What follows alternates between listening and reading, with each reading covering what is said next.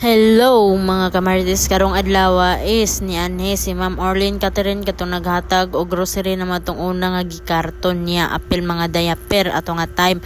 So karon ni Anhe sila dere manggod sila gikan kagahapon. Kaya na sila kagahapon kailangan makatultol sila sa amo ang balay kay para karon di na sila maporisyo og pangita sa mambalay. So kauban din na niya ang bana. Congrats sa inyo ha ma'am sa inyong new journey. Salamat kayo sa blessing nga manggihatag dako na kay nga tabang sa amo. God bless ma'am uban si mo ang pamilya amping mo kanunay. Salamat jud kaayo. Og ni ana dayon ang gihatag ni Ma'am Orlene Catherine. Salamat jud kaayo ma'am aning blessing imong gihatag. Naay sabon, gatas, mga dilata, biskwit. Salamat jud kayo ma'am. Grasya na jud kaayo sa tanan ni dako na kayo ning grasya. Salamat jud kayo ma'am. God bless padayon sa inyo ang kabuotan ma'am. God bless ma'am.